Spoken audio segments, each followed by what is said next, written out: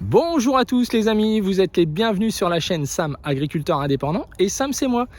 Et si on allait préparer les parcelles pour semer les colzas, ce serait pas une mauvaise idée non? Parce que ça sent un petit peu l'automne, les nuits sont fraîches, les journées pas trop chaudes, pas de poussière, ça semble être impeccable pour envisager une belle préparation, si possible avec le minimum de passage d'outils, avec le minimum de travail du sol, avec le minimum de gasoil, de temps, de moyens, enfin bref, tout ce qui peut être positif pour la planète, mais aussi pour nous. Donc on va aller voir ça tous ensemble. Si ça vous intéresse, on va aussi réfléchir au retour d'après-moisson, car on a quand même eu une moisson plutôt moyenne, alors il y a forcément des retours qui vont se passer, qui vont peut-être inciter les plantes à pousser rapidement. On le voit déjà, et je vous en avais parlé sur les décompositions des pailles, où ça va plutôt très vite pour les sols dynamiques. Donc ça, c'est extrêmement positif. Alors il faut quand même être prudent, sans doute, sur les dates de semis de colza. Alors on va parler de tout ça dans cette vidéo, du pourquoi je pense avec mon petit nez que ça devrait s'arranger tout seul comme du jardinage, malgré que les sols n'aient pas été travaillés. Alors si ça vous intéresse les amis, on est parti.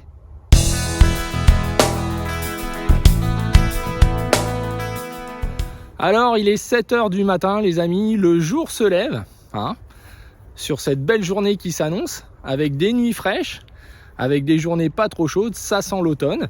Et ça tombe bien, le colza d'hiver apprécie ce genre de choses pour bien être implanté, pour bien démarrer sa vie. Donc on va envisager les semis nous dans une bonne dizaine de jours, 10-15 jours, quoi, fin août, début septembre. Donc là, toute la semaine va être consacrée à la préparation des parcelles de colza. Donc il y a en gros 70 hectares au total à faire, qu'on fera évoluer en fonction. Il faut que l'assolement reste souple, c'est très très important. Donc je vous emmène avec moi sur la ferme secondaire dès ce matin, là on est parti, après une petite parenthèse qui a quand même fait du bien, même si c'était que 2-3 jours de voyage, étant donné que là où on devait aller, des orages étaient annoncés quasiment 3 jours sur les 4 où on devait être dans les Alpes. Alors on a bien fait, vous en avez entendu parler dans l'Isère et ailleurs. Donc ça c'est typiquement les paysans qui partent en vacances. Évidemment il fait pas beau, mais c'est pas grave, ça a quand même fait du bien. On a changé l'eau du cerveau, on a coupé un petit peu tout ça et on revient plein d'entrain et de dynamisme. Alors on va partager ça ensemble je pense, avec une vidéo pas trop longue. Et ça devrait vous intéresser je pense, parce que je suis sûr qu'on va voir des choses intéressantes. Allez, on est parti.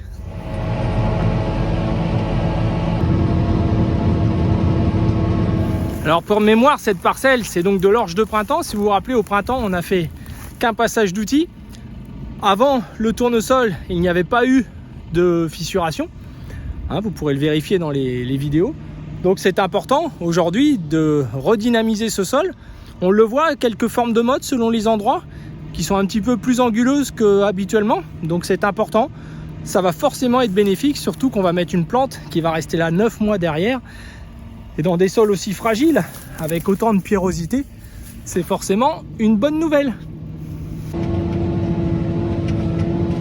Alors cette fois c'est parti pour les préparations pour les futurs semis de colza.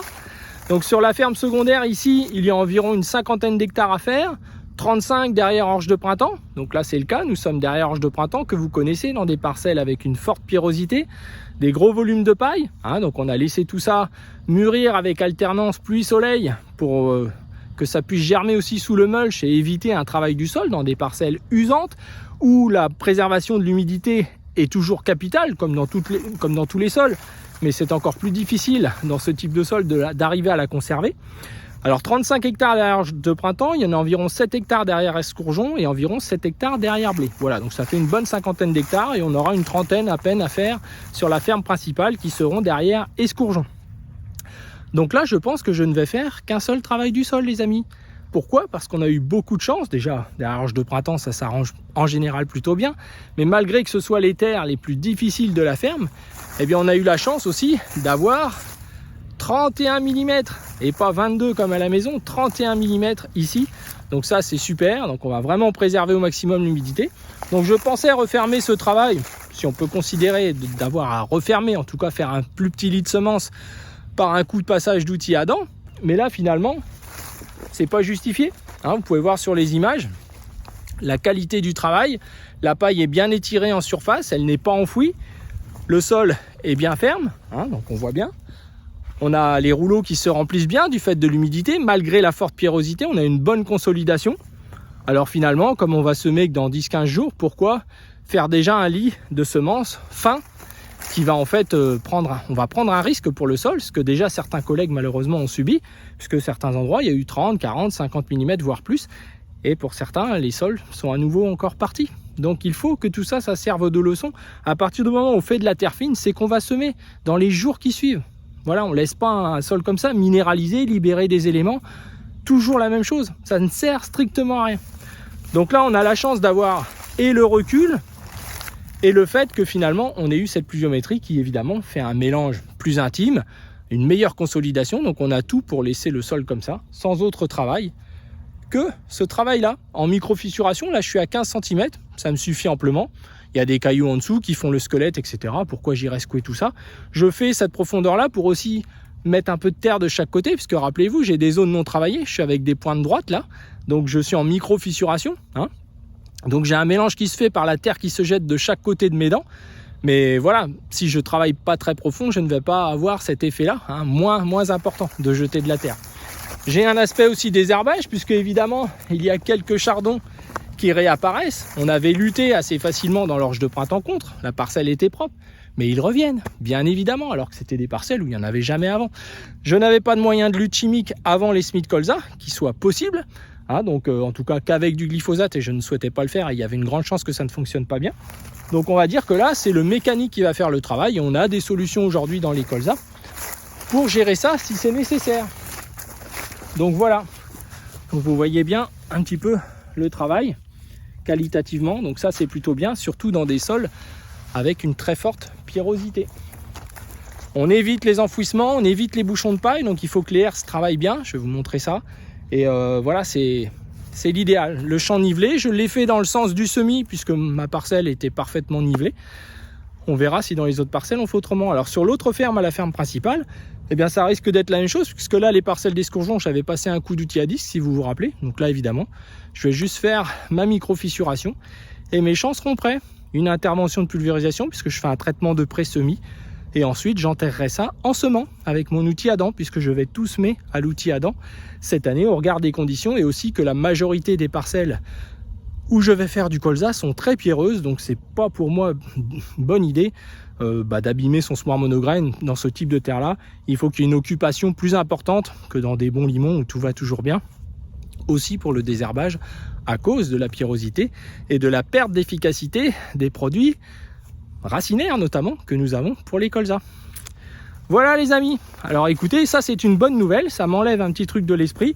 Je me doutais, c'était presque le scénario idéal pour moi, et puis je ne suis pas pressé de semer. Alors je suis bien inquiet pour pas mal d'agriculteurs ici qui ont déjà semé, c'est en train de rayonner les amis. On est au 18 août, un truc comme ça, vous vous rendez compte? Alors avec une année avec des rendements moyens, beaucoup de râpes d'azote, une année humide, de râpes d'azote pour ceux qui ont mis ce qu'il fallait, ou plus que ce qu'il fallait. Des sols humides, c'est inespéré, ça accentue les minéralisations, vous le savez, vous devez l'observer en ce moment, je vous l'avais dit un petit peu que les pailles se décomposeraient très vite. Eh bien c'est le cas, ça va très très vite finalement, si les sols sont dynamiques, etc. Donc finalement, même en laissant ça en surface, puisqu'on revient à un scénario d'automne, on a des nuits fraîches là qui reviennent, etc. Donc la vie biologique du sol va se déclencher comme en plein automne, et ça c'est génial, c'est inespéré. Donc finalement tout ça, ça contribue à libérer des éléments qui vont faire normalement que les cultures que l'on va semer vont plutôt bien pousser. Alors est-ce qu'il faut se précipiter? Non, jamais il faut se précipiter. Encore plus pour les colzas. Mais bon voilà, ils vont réussir, la culture du résultat et la production, on en a déjà parlé. Donc moi après tout, c'est pas mon problème. Je pense que la majorité des agriculteurs sont restés calmes. Et c'est très bien pour arriver à faire du bon travail avec le minimum d'investissement en temps, en gasoil, en pneus, en dégagement de CO2, en tout ce qui contribue à ça. J'ai l'exemple pas très loin de chez moi d'un agriculteur qui a passé pour 15 hectares toute la semaine, entre un déchômage très profond, le lendemain revenir labourer, la rotative pendant une journée et demie, rouler et revenir semer, et puis là rouler à nouveau, noyer dans la poussière, etc. Eh bien c'est vrai que le colza risque d'être superbe, réussi, parce que c'est quelqu'un qui travaille au final bien, comme on dit, il a du résultat. Mais le résultat, et on en parlera dans la production, finalement, c'est que l'objectif numéro 1, mais est-ce que c'est ça l'avenir? Est-ce que l'objectif, c'est pas de comment on y est arrivé à ce même résultat? Parce qu'on va essayer d'avoir aussi tous le même résultat. Voilà les amis, alors c'est parti pour la totalité, donc je ne vais pas vous saouler avec des vidéos de ce sujet-là. On va faire le même bon travail en un seul passage et un deuxième pour revenir semer. C'est une bonne nouvelle, non? Par les temps qui courent.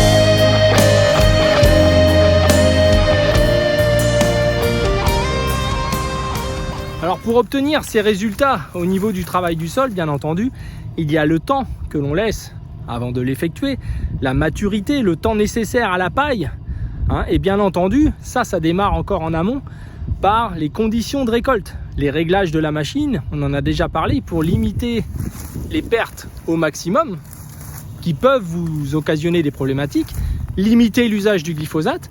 Là, au regard du travail que l'on fait là, quand on va revenir semer, on ne fera même pas de glyphosate pour ces semis-là. Il y a des grandes chances, d'ici une dizaine de jours. Donc, par les pertes, et cette année, c'est une année où il y a peu de pertes, on l'observe à peu près chez tout le monde, du fait de moins de rendement, et puis les gens se sont peut-être appliqués, et ça, c'est important. Les conditions de maturité de la récolte pour un bon broyage de la paille, ça, c'est vraiment important. Et encore plus dans des sols ici où il y a beaucoup de pierrosité. Les premières années, on pouvait passer, repasser, le mélange se faisait pas, j'en ai déjà parlé en témoignage sur cette chaîne, mais plus les sols sont vivants, dynamiques, plus on voit que le moins de travail du sol déjà se fait facilement. Là, on avance dans des sols pierreux comme ça, enfin voilà, c'est le jour et la nuit. Et en fait, le mélange, la digestion a déjà commencé en fait. Ça se voit pas parce que c'est en surface, mais ça a déjà commencé en fait. Et c'est lié aussi aux ferments qu'il y a dans le sol année après année qu'on ensemence et qu'on démultiplie. On leur favorise leur lieu de vie pour se démultiplier le plus possible. Et ça, c'est quand même pour nous le plus gros bonheur en fait. Toujours pareil, les mottes. Voilà, alors on a eu beaucoup de chance qu'il y a eu cette pluviométrie là parce que ça aurait été un petit peu plus compliqué. On aurait fait aussi plus de terre fine sans le vouloir, dans des taux d'argile inférieurs à 15%. Donc il y a tous ces côtés là à prendre en compte. Vous voyez ce que je veux dire?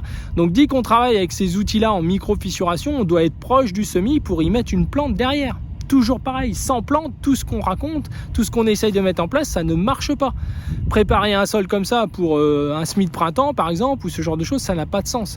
Vouloir faire des couverts végétaux le plus vite possible, encore une fois pour une histoire juste d'objectif et de calendrier, sans réparer vos sols avant, eh bien en fait au printemps vous allez voir que ça ne va pas s'arranger comme vous aimeriez que ça s'arrange. C'est-à-dire que c'est bien l'ensemble des deux, ce couple-là, travail de fissuration associé aux couverts végétaux, associé aux plantes, c'est ça qui donne le résultat, c'est pas l'outil bleu, rouge, violet à point vert, c'est vraiment ça qui est important. Et puis laisser cette bon sang de paille le plus possible en surface pour qu'elle joue son rôle, de TCS. C'était ça notre objectif. C'est quand même beau, une paille qui brille au soleil, bien répartie, où on aperçoit aussi la terre, ce contraste entre les deux. C'est là qu'on sait qu'on a fait un bon travail, qu'on n'a pas des bouchons enfouis, qu'on n'a pas quelque chose qui va occasionner des problèmes ultérieurs. Voilà les amis. Et là, je peux vous dire que si dans ces terres-là, on fait ce travail-là, ça va être du velours partout. Et ça, c'est du bonheur. C'est vrai, c'est important.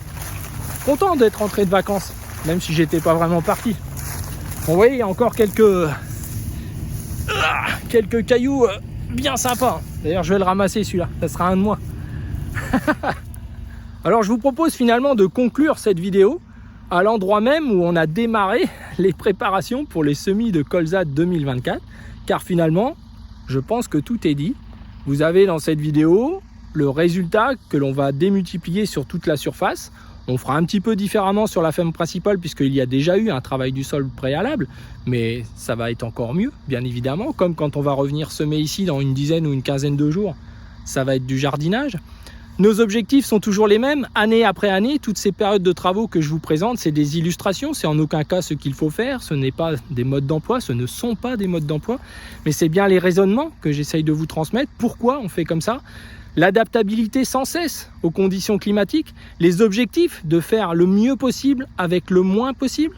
C'est-à-dire c'est pas rien faire du tout, mais c'est faire un compromis pour résoudre d'autres problèmes, avoir cette approche globale. Faire un léger travail du sol nous favorise une certaine minéralisation, mais aussi un accès de nos futurs produits de désherbage au sol sans être fixés sur les résidus de paille, sur les pailles seules, qui limiteraient leur efficacité.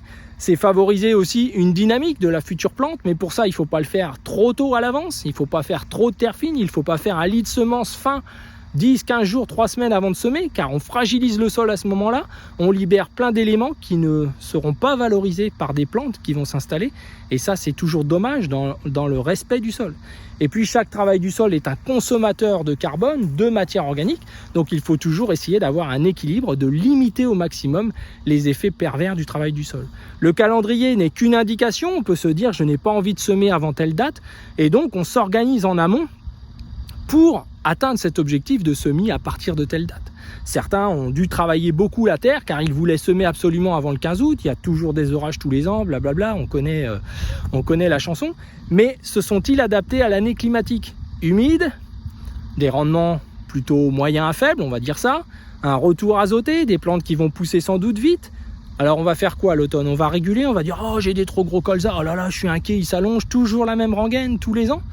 Non, l'adaptabilité, c'est peut-être pas ça. C'est de se dire, j'ai eu un fort volume de paille, les moissons se sont finies plus tard, il va donc me falloir plus de temps pour envisager des semis derrière. C'est assez logique. On ne peut pas finir une moisson tardivement et vouloir semer très tôt derrière, sauf à ne plus s'occuper du sol et à mettre des moyens en œuvre où le sol n'est pas considéré dans l'équation. Ce qui compte, c'est le résultat.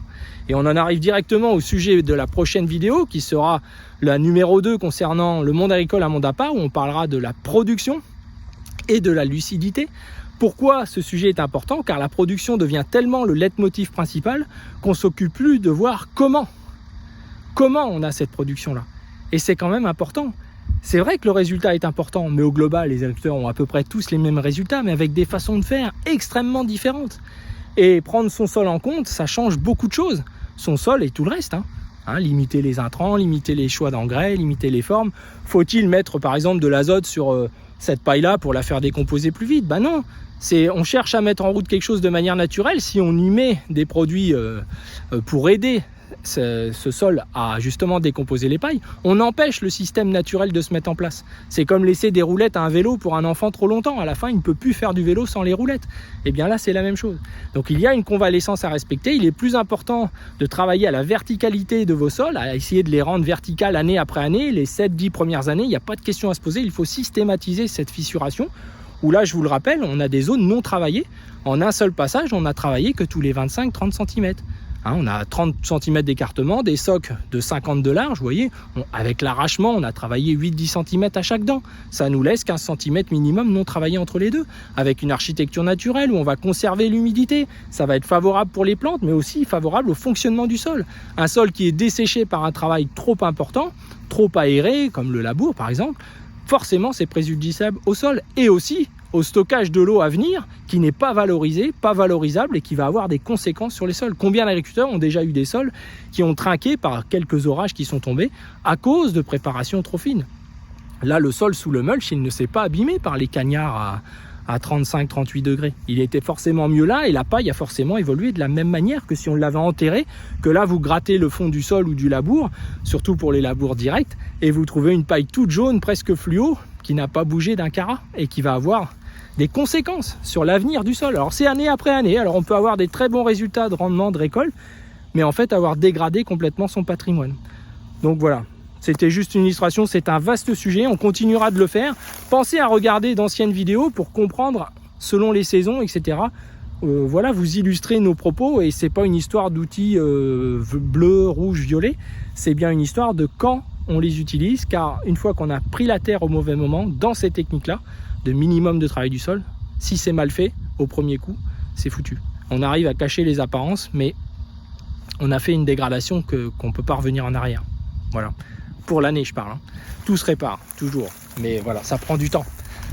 Notre temps à nous n'est pas forcément le même que le fonctionnement du sol. Donc s'adapter au climat est bien plus important que les pressions qu'on se met par rapport au calendrier. Je ne dis pas qu'on les a pas, je dis juste que c'est pas elle qui doit commander, surtout avec les climats d'aujourd'hui, surtout si on veut revenir à une gestion naturelle des sols, on doit prendre en compte ces choses-là. Voilà les amis, j'espère que cette vidéo vous a intéressé. Pensez à la liker, pensez à la partager et pensez aussi à vous abonner, ce serait une bonne chose et puis vous accéderiez au bonheur et moi j'ai qu'une envie, c'est votre bonheur les amis. Alors je vous dis à bientôt. Alors juste un petit épilogue les amis pour vous dire que la semaine a bien avancé, que je suis de retour sur la ferme principale, ça se prépare toujours aussi bien, de la même manière, qualitative, avec un seul passage. Mais il faut reconnaître, et à ma grande surprise, parfois dans certains sols plus argileux, j'ai dû parfois passer 2 fois pour éviter d'utiliser un autre outil pour des raisons pratiques, de rapidité aussi, et le vent se lève depuis 2 jours où on sent que ça va encore une fois se dessécher trop vite. C'est ça qui conditionne aussi cette reprise, c'est que ça sèche gentiment, c'est ce qui est arrivé à beaucoup d'entre vous lors de reprises un petit peu trop précoces dans certaines régions. Et donc par rapport aux remontées que je peux avoir de beaucoup de régions justement, de beaucoup d'agriculteurs, c'est la difficulté de préparation, les besoins en puissance, la difficulté de certains sols vraiment pris en masse qui ont évidemment souffert de cette année climatique. Et je suis comme vous, je n'y échappe pas, notamment dans les parcelles les plus fragiles, celles qui sont les moins dynamiques. Et voilà, donc j'espère que ce temps-là va bien basculer un petit peu de pluviométrie, car étant seul à préparer tout ça, je vois que ça va dessécher relativement vite et ça aurait été super de pouvoir semer presque tout de suite derrière. Mais voilà, ce sont les conditions de quelqu'un qui réalise ses travaux seul, même en allant vite, en essayant d'être performant et en passant le moins possible. Il y a quand même un temps qu'on ne peut pas réduire à 80 hectares. On va finir, je pense, demain soir. Je vais finir demain soir. Mais bon, voilà, donc le temps de préparer les semis, etc. Je vais rattaquer sans doute dimanche ou lundi. Selon s'il pleut ce week-end. Donc j'espère qu'il pleuvra un petit peu samedi, ça ferait du bien je pense pour calmer un peu les choses, vu qu'il annonce des grosses températures derrière. Mais voilà, dans certains sols argileux, j'ai pu ressortir quelques mottes moi aussi anguleuses, pour certaines avec une couleur de glais, et ça je n'avais jamais vu ça depuis que je suis installé. Donc ça nous montre en tout cas que depuis plusieurs années, entre des étés très secs que nous avons vécu dans nos régions, des étés humides comme l'année dernière, on n'a pas fissuré depuis plusieurs années dans certaines parcelles. On a fait ça assez light et ça se ressent un petit peu. Malgré des aspects extérieurs de sol vivant, on voit quand même que le dessous avec les années peut se prendre un petit peu en masse lorsqu'il y a des années aussi compliquées avec ces alternances extrêmes, froid et puis sec et vent et pluie, enfin vous connaissez la chanson. Voilà, c'est fini pour l'épilogue. J'espère que cette vidéo vous a plu et je vous dis à bientôt, peut-être dans quelques temps, parce que le planning va être assez chargé. Et puis voilà, vous êtes aussi visiblement un petit peu éparpillés par Mons et Vaux. Donc on verra ça un peu plus tard à la rentrée, qui risque d'être chaude, car je pense qu'après les Jeux Olympiques, on risque d'assister aux Jeux du cirque. Je le parie, j'en suis à peu près convaincu. Et puis vous dire aussi, tiens, une petite info, que j'essaye en ce moment, un nouveau modèle de cette marque-là. C'est assez changeant, beaucoup de technologie pour des prix toujours plus hauts, toujours plus les amis, toujours plus. Mais bon, c'est sympa d'essayer pour se rendre compte de l'évolution technologique. Et puis il y a une exposition vers chez moi ce week-end et donc ce tracteur-là va être mis en expo. Donc voilà, c'est pour ça que mon concessionnaire m'a dit « Ah, faut que tu l'essayes, etc. » C'est vrai que ça a l'air sympa, j'en ai pas fait beaucoup, mais demain matin, je vais démarrer un petit peu plus tôt pour pouvoir bien l'essayer au frais, au calme. Voilà les amis, à bientôt!